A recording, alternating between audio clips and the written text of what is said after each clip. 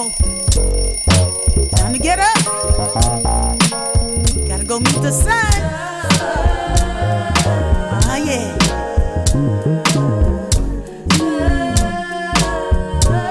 Surrounded by the presence, surrounded by a friend. The source of all creation allows me to begin.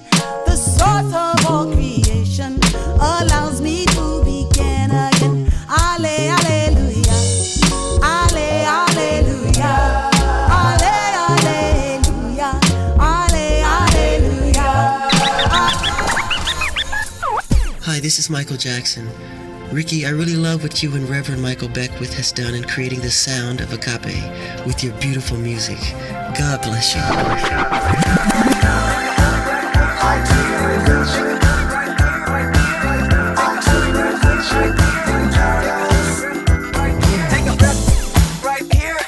Peace and riches blessings to you. This is Michael Bernard Beckwith, the founder and spiritual director of the Agape International Spiritual Center and the author of Spiritual Liberation, Life Visioning, Fulfilling Your Soul's Potential, and 40-Day Mind Fast Soul Feast. You're entering now into the vibration of Wake Up, the sound of transformation, a weekly program that invites you to discover not only who and what you really are, but to embrace the evolutionary impulse that governs all creation, that you may live up to your true potential, that you may anchor the realm of ever-expanding good, the realm of excellence on earth as it is in the mind of the infinite.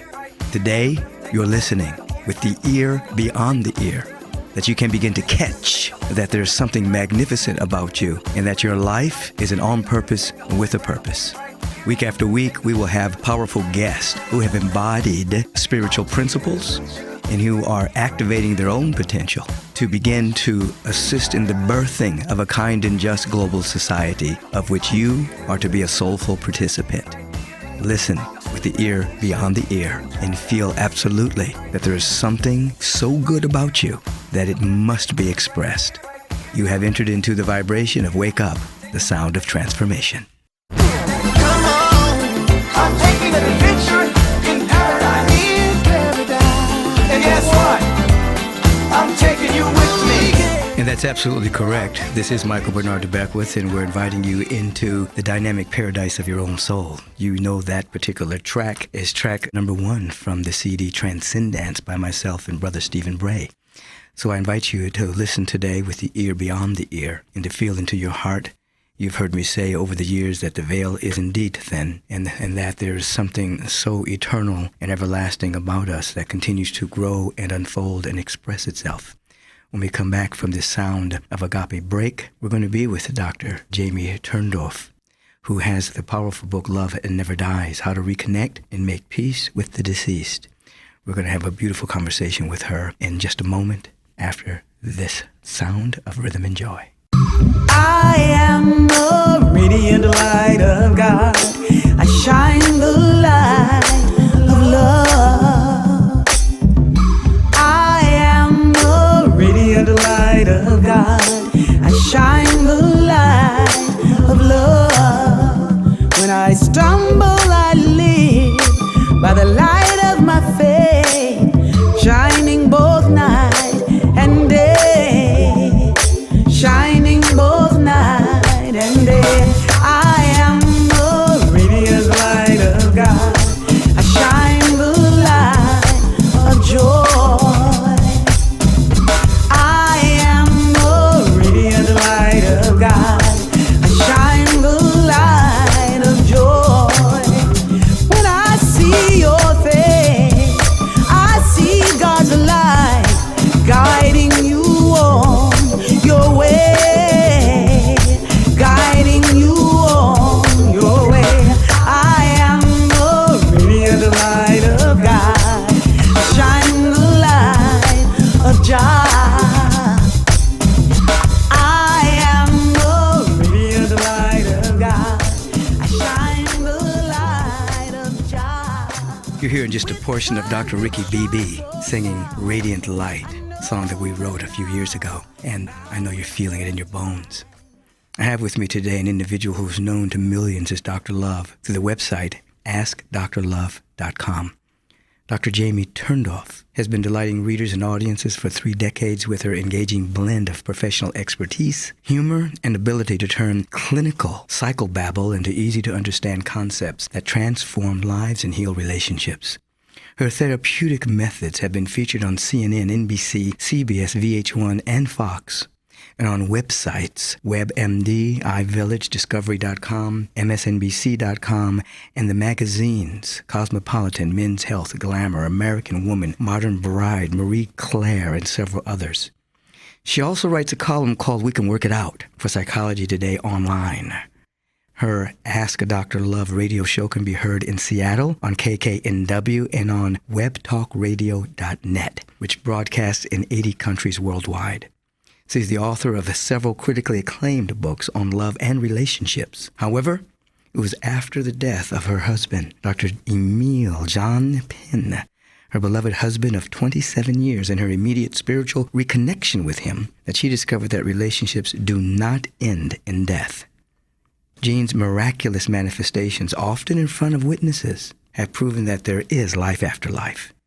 These experiences have led Dr. Turndorf to develop a groundbreaking form of grief therapy that combines her acclaimed conflict resolution techniques with after-death communication. The result? An unprecedented method that enables the bereaved to reconnect, heal unfinished business, and make peace with the deceased. She shares her amazing testimony and methods in her new book that I have right in front of me, Love Never Dies, How to Reconnect and Make Peace with the Deceased. Greeting, Jamie, and welcome to the show. Hello, Michael. Oh, my Lord. I have chills from head to toe. It started when I heard your intro. Oh, my God. And your words and your voice, and you just opened the ears of my heart. And I'm just covered in goosebumps. I love it. And I can hear the spirit, and I can hear the light, the luminosity moving through your being and your voice. And it's so great for us to meet this way. Yes, it's finally happening. It's finally happening. All the people that know you and know me and know us, it's really great to come together. Yeah. You know, and to really get into this book, Love Never Dies. And I want to hear the remarkable story between you and your beloved husband, Gene. Oh, I know it started on the earthly plane, but it continues in the spiritual realm. Yes.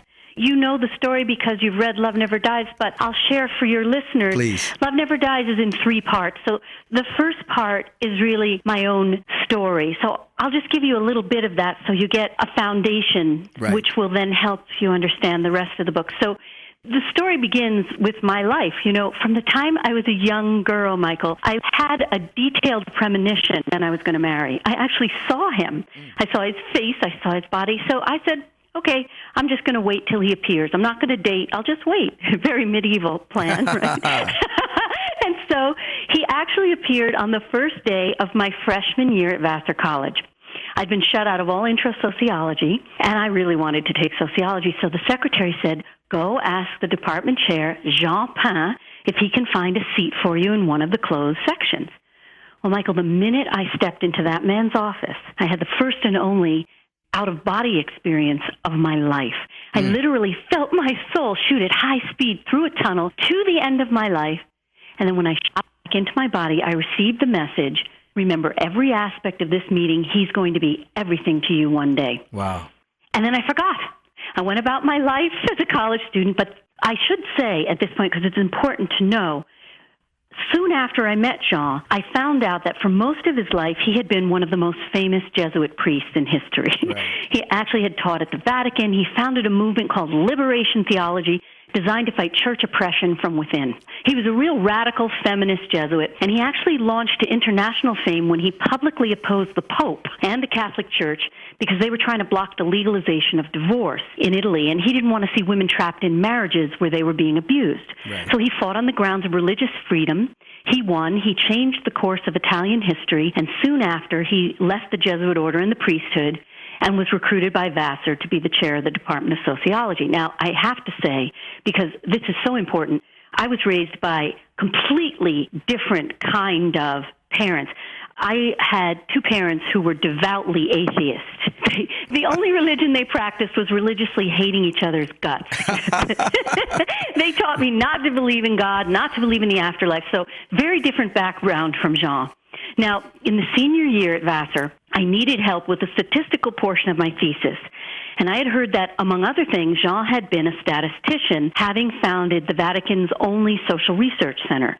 So even though he wasn't my advisor, I asked him if he would help me with my statistics, and he cheerfully agreed. And Michael, within a couple of weeks, we knew.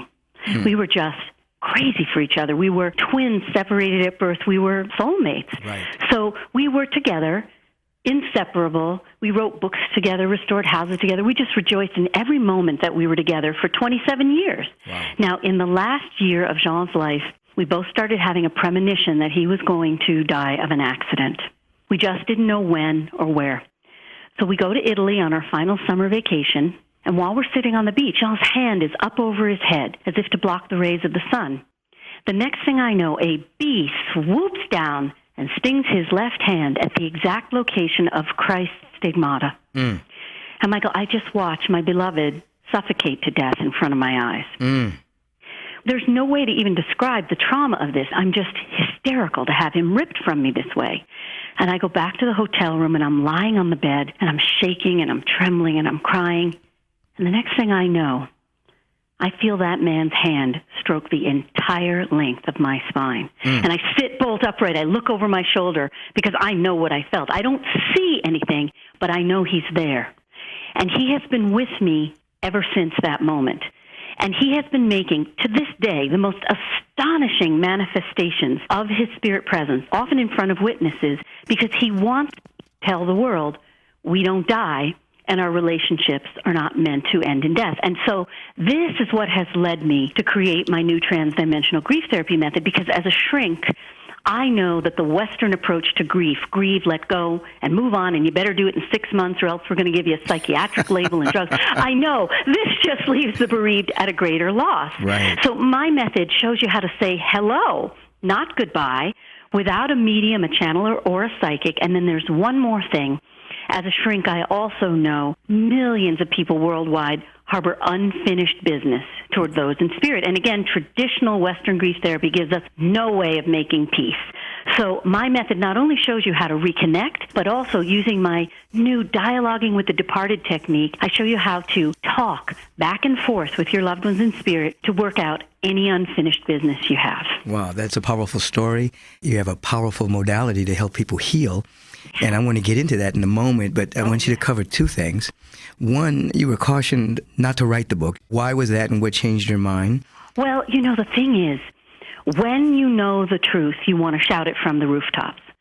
And, of course, because I'm a mainstream shrink, you know, and I was raised atheist and, you know, a woman of science, respected shrink, everybody said, Jamie, people are going to think you're nuts. Right. But I finally said, Jamie, you must tell the truth.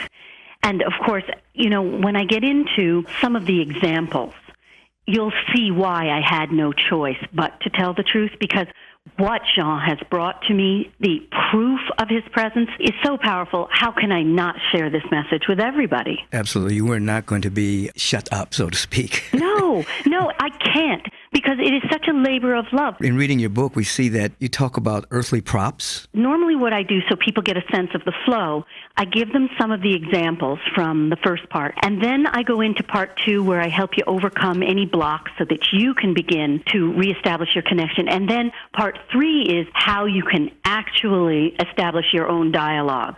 So is it okay if we put a placeholder in the earthly props and I'll come back to it? Please, I want to go with your flow. I'll just give you a few of the examples, and then we'll go on from there.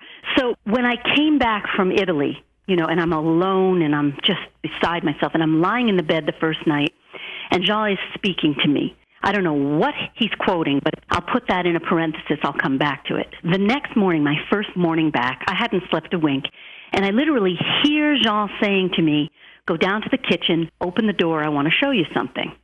So I open the door to the back porch and garden, and I see a chipmunk is sitting on the step. And I am aware now that this chipmunk is not acting normally. He's frozen as if in a trance. He's not moving. He doesn't run away from me. His eyes are almost closed.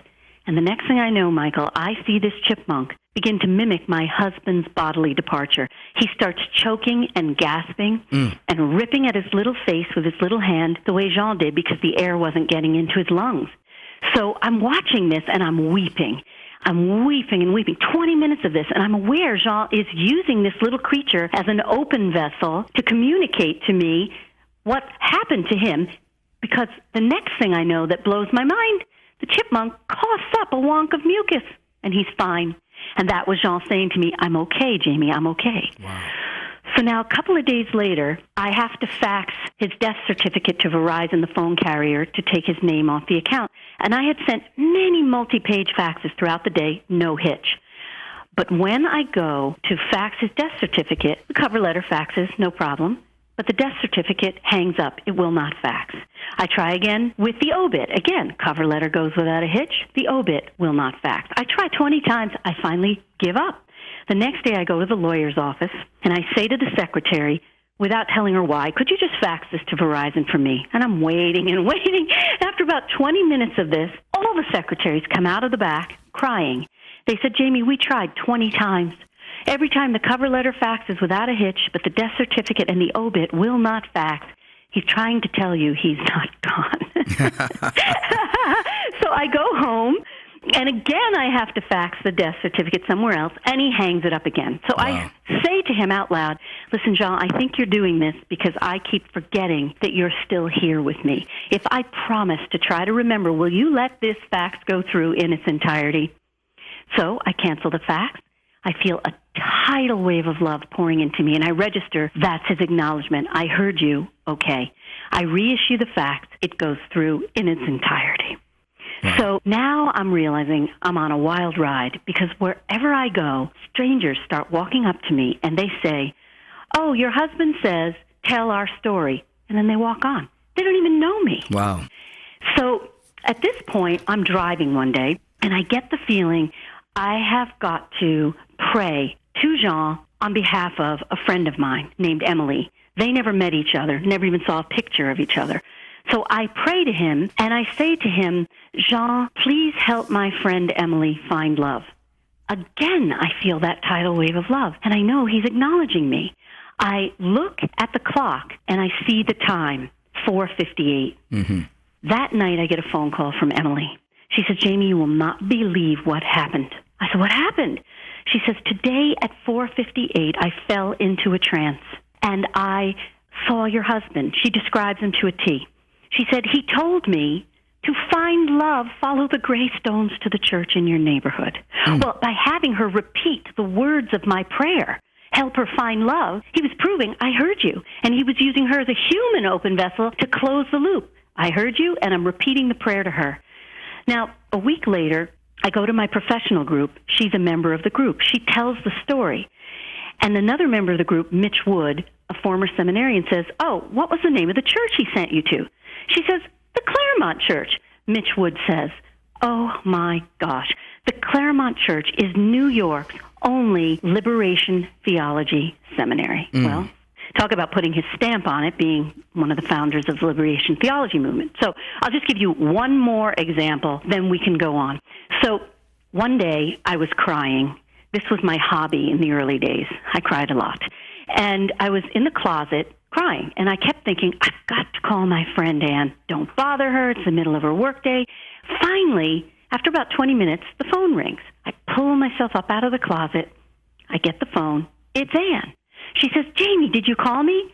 I said, no, Ann, I was thinking I needed to talk to you. She said, but Jamie, my phone rang, and your name and number appeared on the caller ID.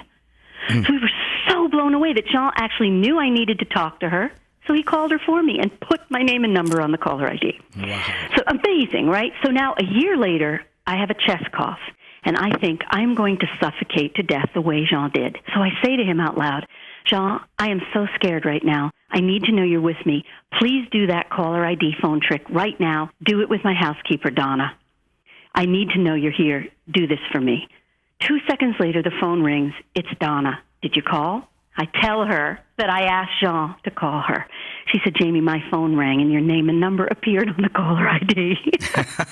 So now I go to my professional writers group and I tell the story, and the head of the group, Gabe Davis, a devout Jewish atheist, says, I'd like to see that caller ID phone trick repeated. And this time, I'd like to see whether your phone shows a record of having been manipulated to dial out, even though you didn't use it. So I forget the whole thing. month later, I'm driving behind Gabe and his wife in my car when all of a sudden I feel that tidal wave of love. I look at the clock, and it's 5:43. I get out of the car, and Gabe runs up to me. He says, Jamie, you will not believe what happened. I said, what happened? He said, at 5:43, my cell phone rang. He said, I looked at the name on the caller ID. It was your name. I picked it up, and a man's voice said, is Jamie there?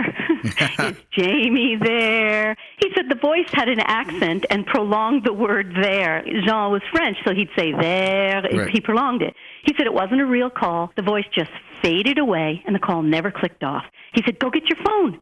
See if it dialed me at that time. So I dig into my purse. I hadn't used it all day, and I see 5:43. My cell phone called Gabe. So What is the point of all these over-the-top manifestations? Right after Jean left his body, he said to me, Jamie, let our love shine like a torch that lights the path for others. So these manifestations are not just for me. They're for you, Michael. They're for everybody listening, to let everybody know that your loved ones are here with you too. They're just waiting for you to open the door of your heart and let them back in. Wow.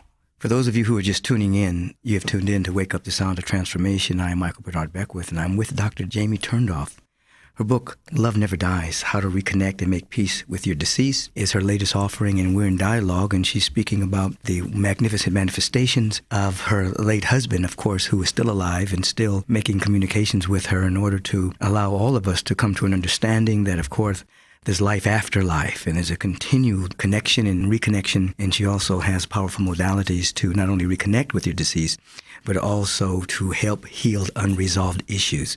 That's the powerful, sweet voice you're hearing with me. Now, one of the things that I loved is you shared in response, there was a priest who said that the manifestations would stop, that once he entered heaven. Thank you so much for bringing it up. So part 2 of Love Never Dies is all about how do you overcome the false beliefs and the false religious teachings.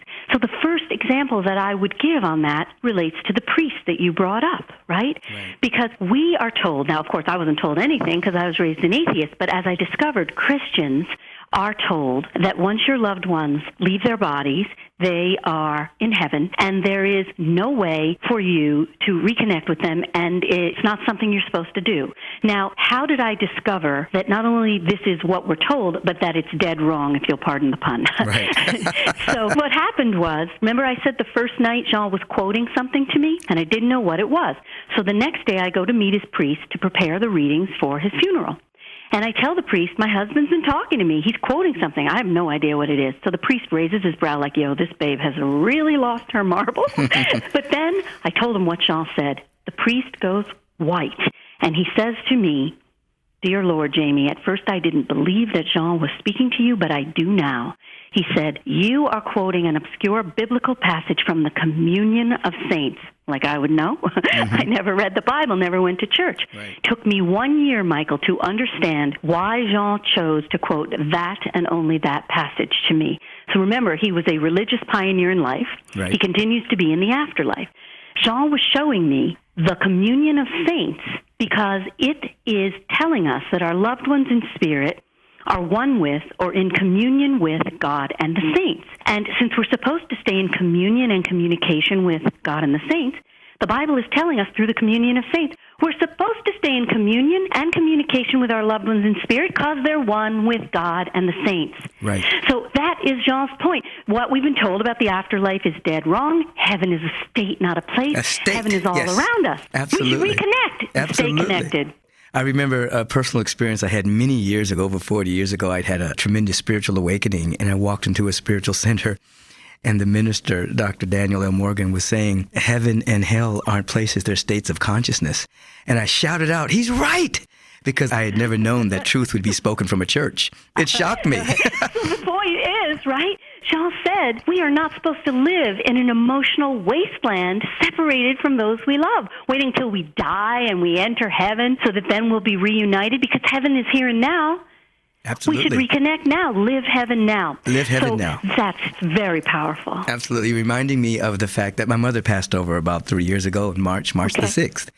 And we called her the Hummingbird. So after her memorial service, every day, right before I began my other radio program, a hummingbird would fly up against the window and just hover right in front of me as I'm going on air, just to let me know everything was going to be all right. Yeah. And then 2 days ago, there was a lot of intensity going on in my life.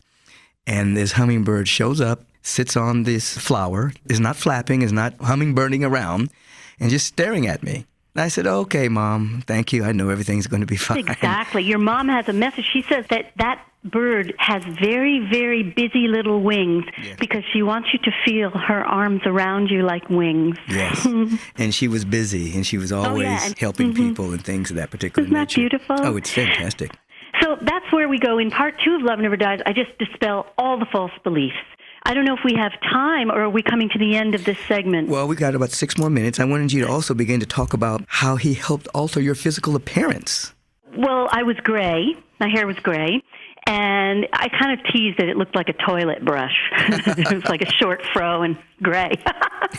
So one day, early on, I heard him say to me, Jamie, I'm turning your hair from gray to brown. And I said, you can't do that. Once the pigment's lost, it's lost. So we had our first spirit argument, right? And he said, you'll see. So I just shut up thinking, yeah, right.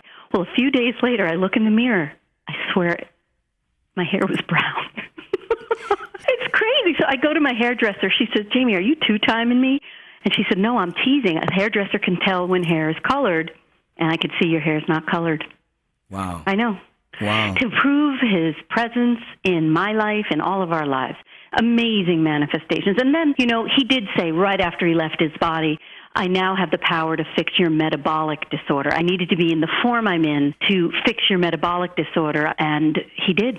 Within a few weeks, I went from like a size 24 to size 4. And nothing... Wait a minute. Let's stop. I know. It's unbelievable. 2 weeks, you went from a size 24? I went because it was all water. You don't lose fat that fast. Right. You see, I was born 3 months early. I tell all this in my memoir part, the first part.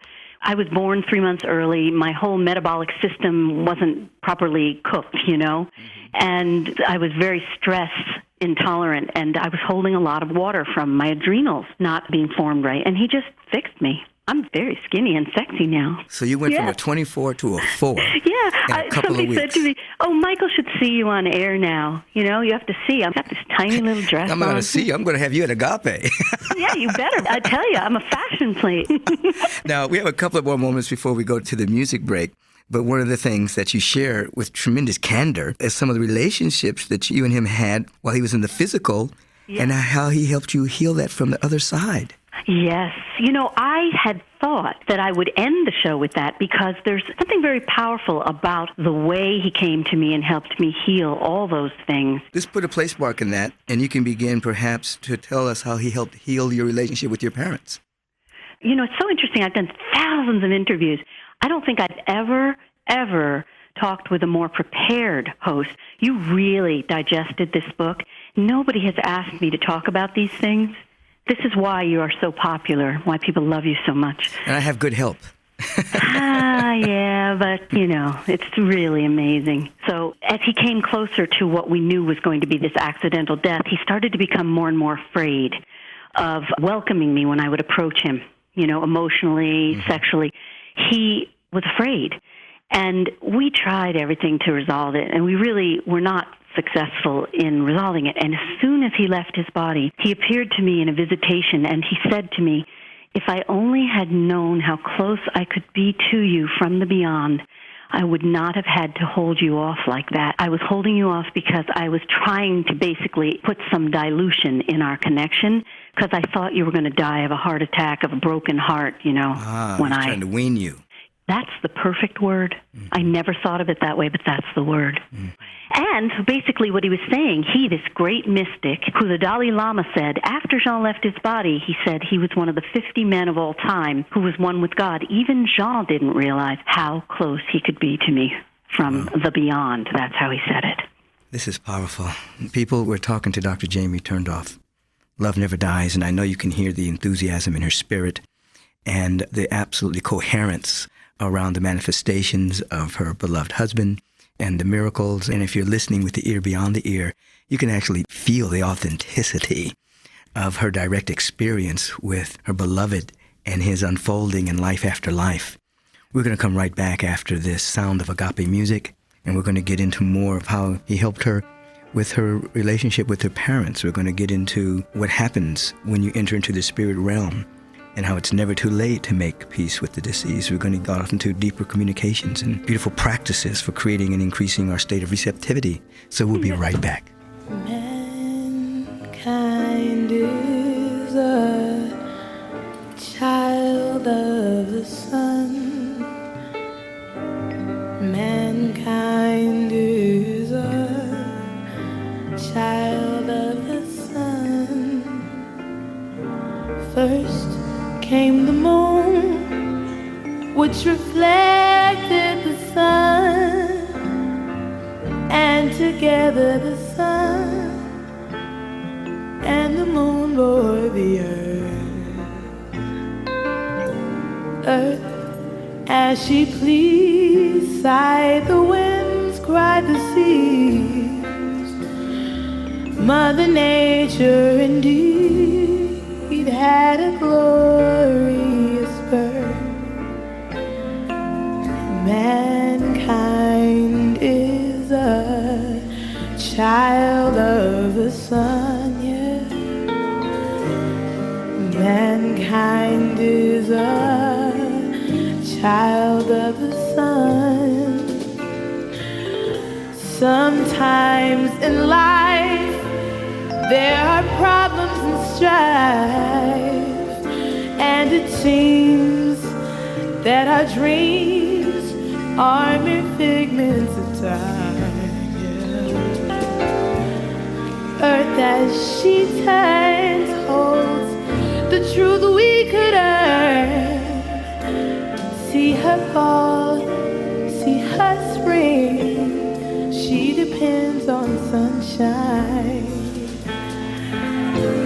Mankind is a child of the sun, yeah.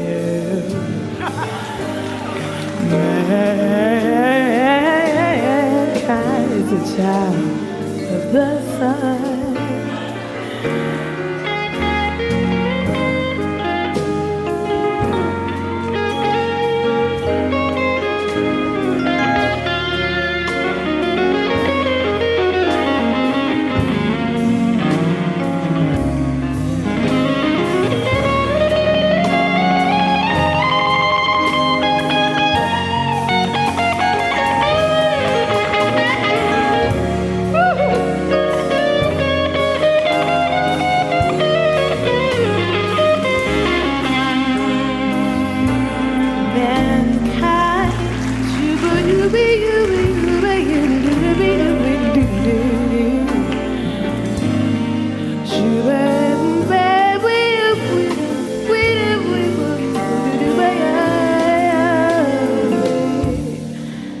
First came the moon, which reflected the sun, and together the sun and the moon bore the earth, yeah, yeah, yeah.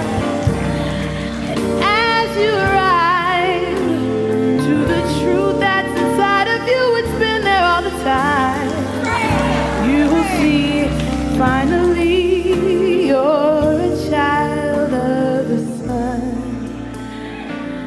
You will see finally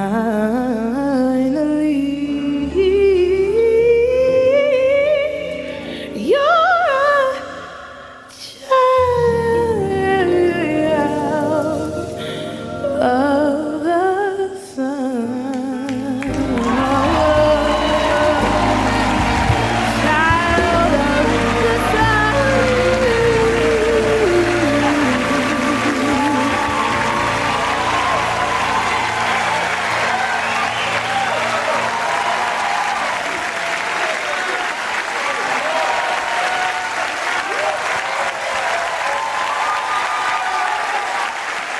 Georgia Muldrow. That's Georgia Ann Muldrow, the daughter of Ricky Byers Beckwith, singing a song that Ricky wrote with Pharoah Sanders.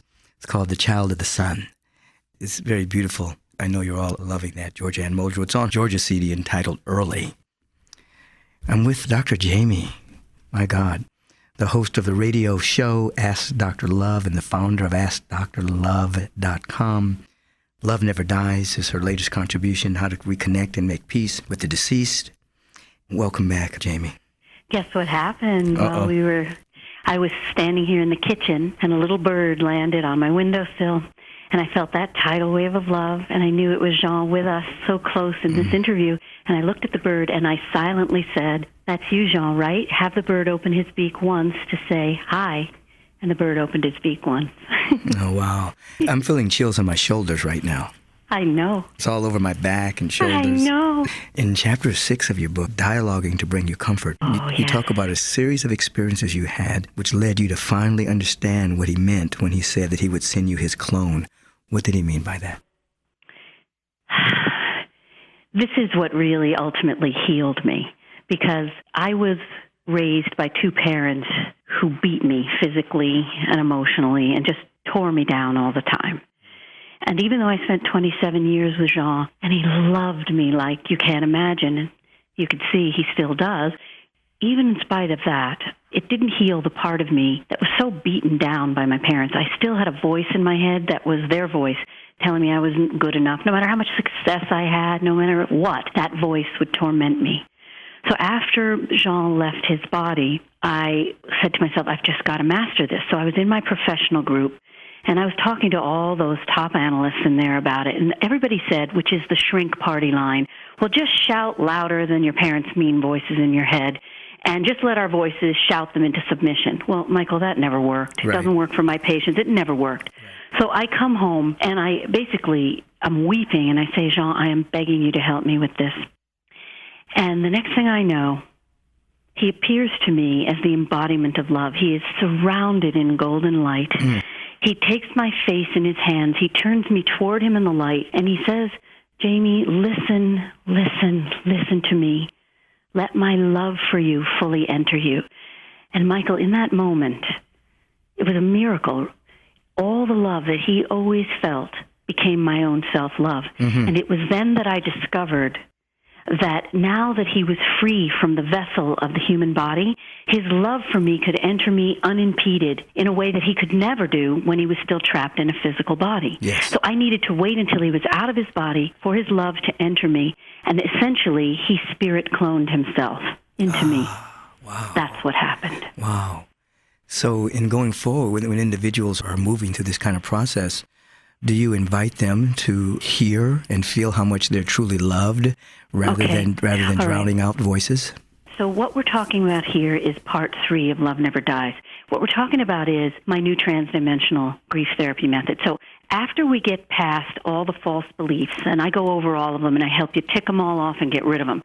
Name a couple of the false beliefs before we... Well, the one we talked about was it's not possible to stay in connection. Another one is, well, once they're in heaven, they're out of reach, and then you'll have to wait to see them again. And I have, a real good story about that one. Then, you're holding them back from performing their heavenly work, which is total BS, because as they say again and again, it's my full-time occupation to love you. Right. What else is there for me to do?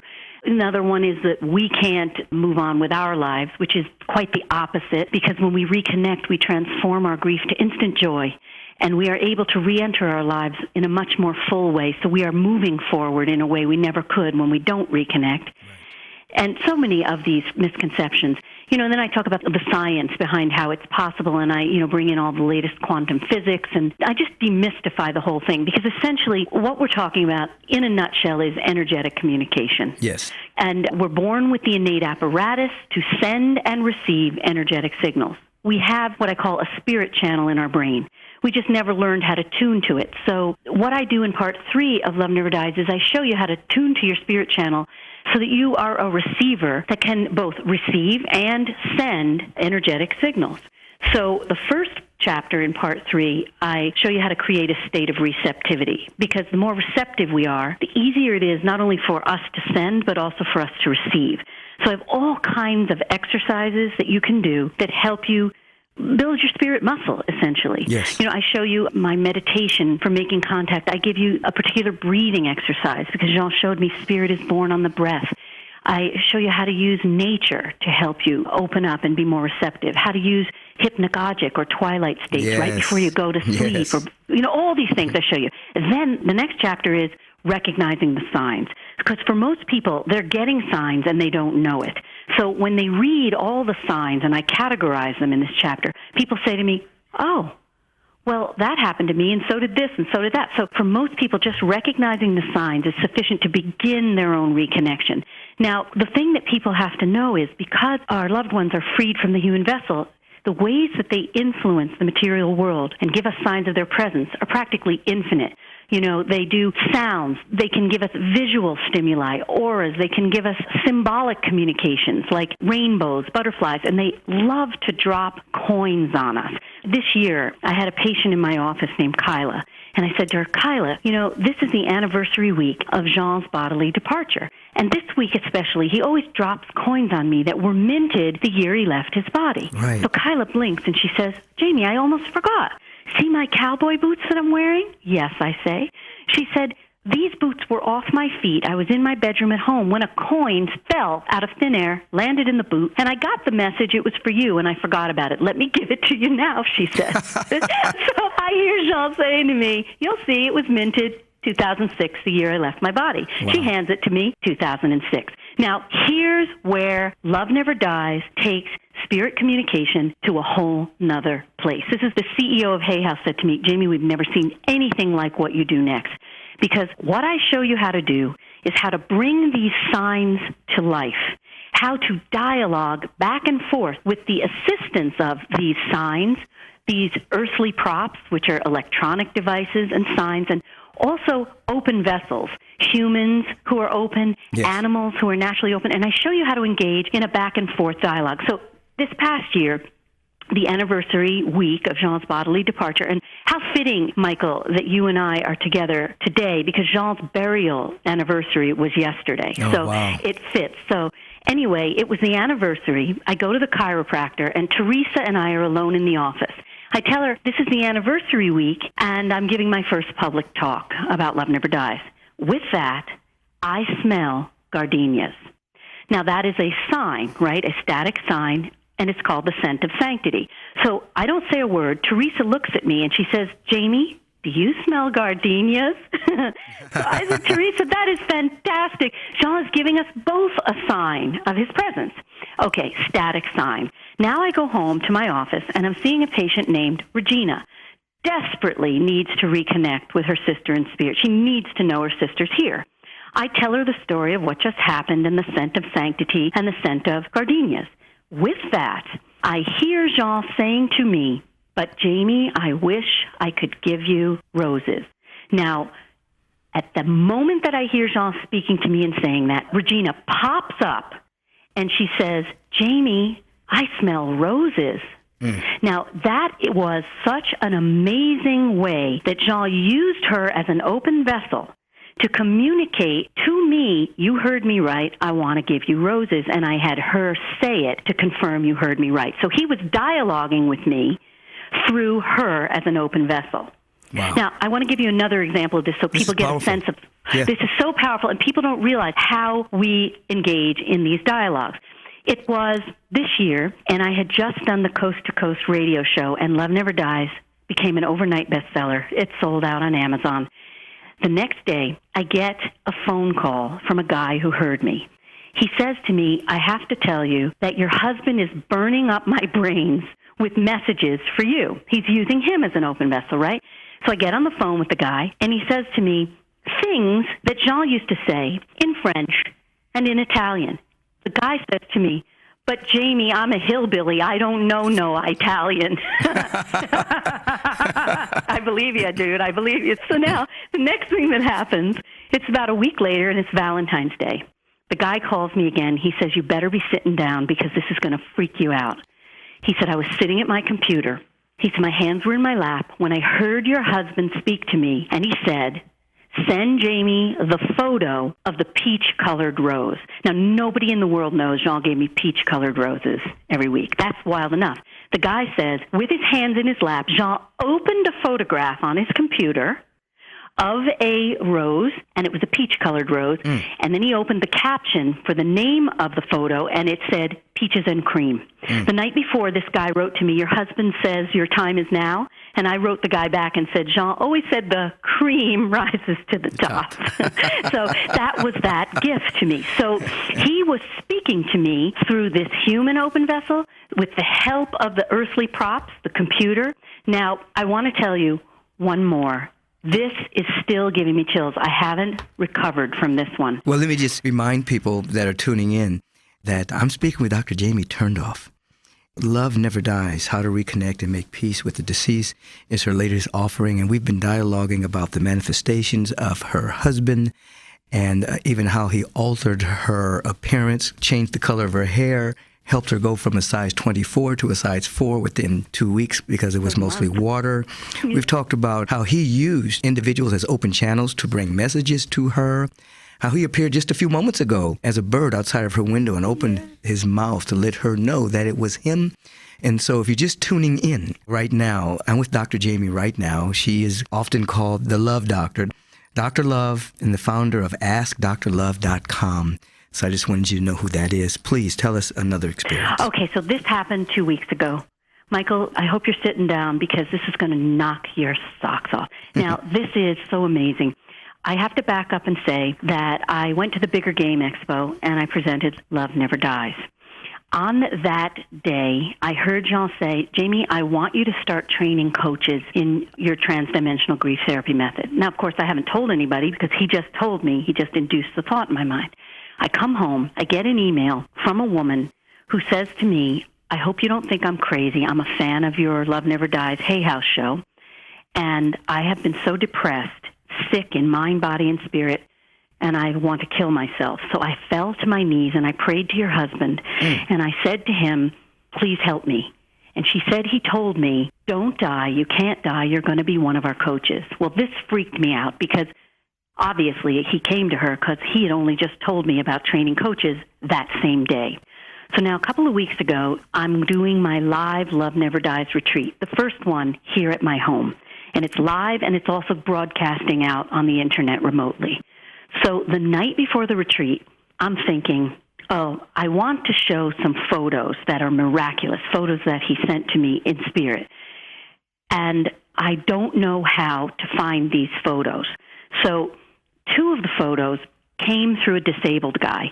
Right after Jean left his body, a disabled guy, a stranger, wrote to me and he said, I saw an endorsement for a mattress from you. Is it legit? And I wrote him back at the time and I said, yeah, it's legit, but I can't speak to you. You know, my husband just left his body.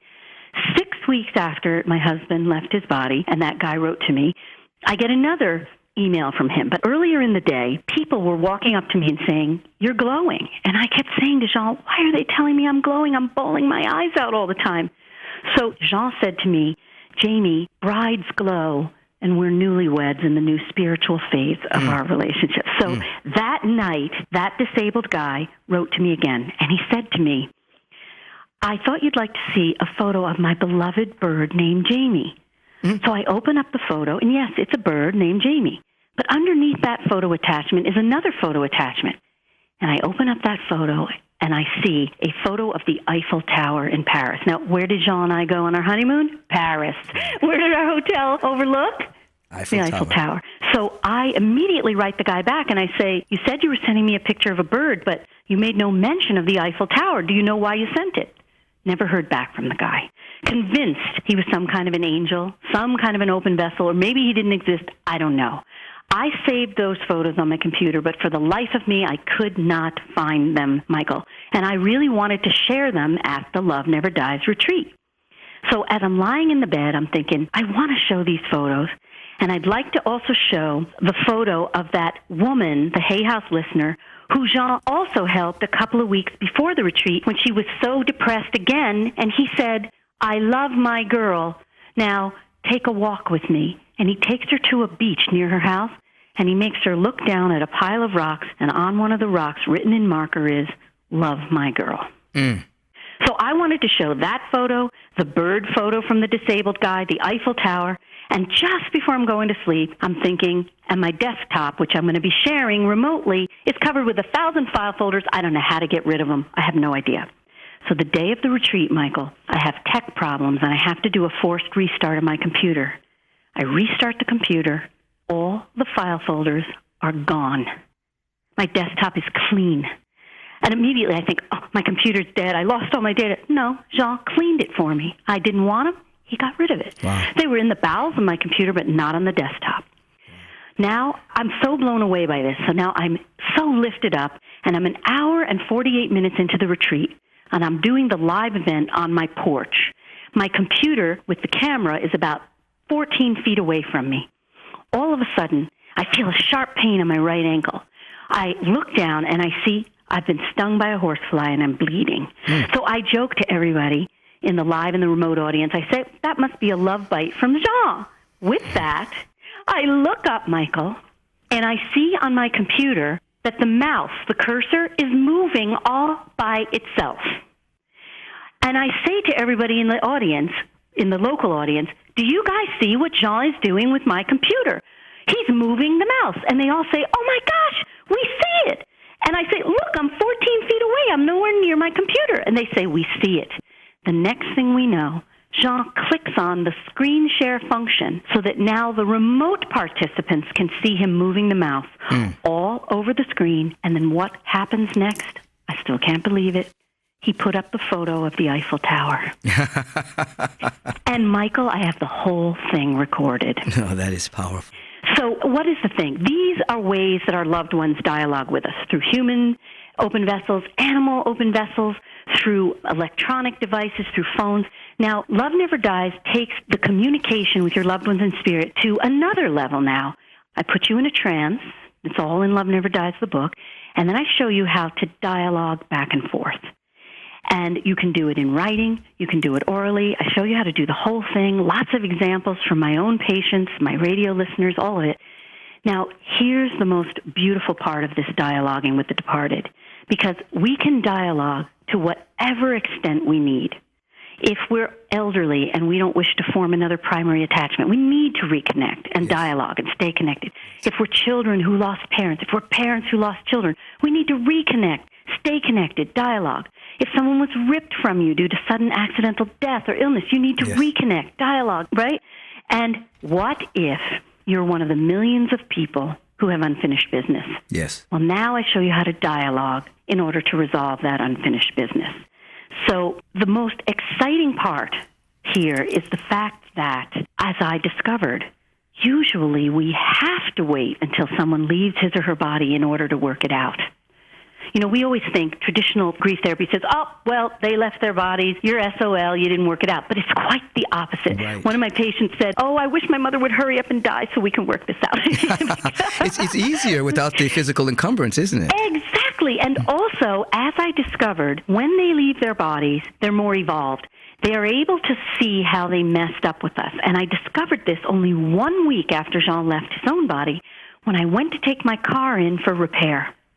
And I go to see the people at the repair shop. They don't know me because Jean did the car thing. And I say to Debbie behind the desk, Debbie, Jean recently died. I didn't coin the expression left his body so early in the game. It took me a while. So I said he died. And she said, oh, I'm a widow too. With that, Michael, her husband in spirit starts pounding down my door with a message for her. He says, tell her to stop making the same mistake that I made with our son because she's doing it now and she's creating the same power struggle. This flabbergasted me because I realized, wait a minute, he didn't get it when he lived in a body, but he gets it now. He could see better. Yeah. So isn't that exciting for all of us with unfinished business? Because now we have a chance to work it out with him. Now, there's one more thing I discovered that is so encouraging for all of us. Not only do they see better, they desperately want to work it out with us because their own spiritual growth and development requires them to work it out because they can't feel in peace. They can't evolve themselves if they have unfinished business with us. Right. That's powerful. Right? Absolutely. So I discovered this one, Michael, when it was Good Friday, and Jean said to me, Jamie, I want you to go see Lainey, the bird lady. Now, Lainey tried to help us save our little bird, Fluffy, and we were unsuccessful. I knew nothing about her personally. I go to her breeding place, and I walk in the door, Michael, and she says to me, you see this little Gouldian finch in the cage here? Yes, I say. She said, this finch will be dead by nightfall. And I look at the bird, and it's not looking good. It's all slumped over and puffed up. She said the bird has not eaten in 2 days, and it's so small, if it doesn't get food immediately, it's really going to be dead by tonight. So I said, may I try to help the bird? She says, okay. So now remember I said energetic communication. Well, when we talk to spirit, we're communicating and sending and receiving energetic signals. Well, I am now energetically communicating with the bird. But I'm talking out loud so Lainey can hear me. I say to the bird, I want you to go down to your seed bowl right now, and I want you to start eating seeds. The bird instantly obeys me, starts scarfing up seeds like a little mini vacuum. Well, the next thing I know, the bird's getting better. He's chirping and he's singing. At this moment, I become aware of a spirit presence in the room, and it feels like it's Lainey's mother. I don't know who's in spirit, who isn't. And the mother says, I'm sorry I was such a weakling and I didn't protect you from him. I say this to Lainey, and she starts to cry, and she says, my mother, she always used to say, I'm a weakling and I'm sorry. At this moment, I look back at the bird, and the bird is looking sick again. And I'm aware that there's another presence, and it's this other presence that was really bothering the bird. I tell the bird, go back to eat, don't worry about it. I'll help Lainey with this other presence. And now we begin to speak with this other presence. And he says to me to tell her, listen, I know you're still scared of me because I sexually molested you. And I want you to know I won't hurt you anymore, and you don't need to be afraid of me anymore. And I'm begging you to confront me about what I did so that you don't continue living like a scared child, a scared, abused child. And I need you to make me face this for my own development and for your own healing. I tell her all this. She cries again. She says, it's true, he did molest her. And we talk back and forth. We use my dialoguing with the departed. And when I leave, she's in peace with her father. Wow. This has been a fantastic interview. For those of you tuning in, I've been speaking with Dr. Jamie Turndoff. And I know you've been spiritually mesmerized by the dynamism in her voice and her authenticity.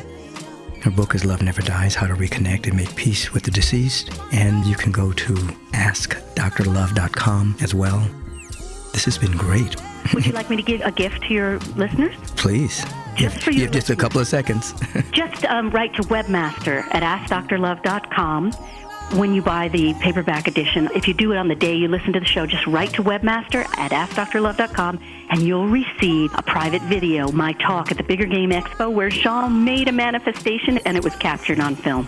Fantastic. Please do exactly what she said and receive that powerful gift. And be aware that your loved ones are right around you. I talk to my mother and my grandparents every single day as I get up to pray and meditate and have wonderful dialogue with them.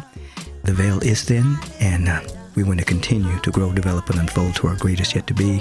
And we are not alone. Dr. Jamie, thank you so much for being with us. Oh, it's my pleasure. You are a light of love on this planet. Thank you so much, and as are you.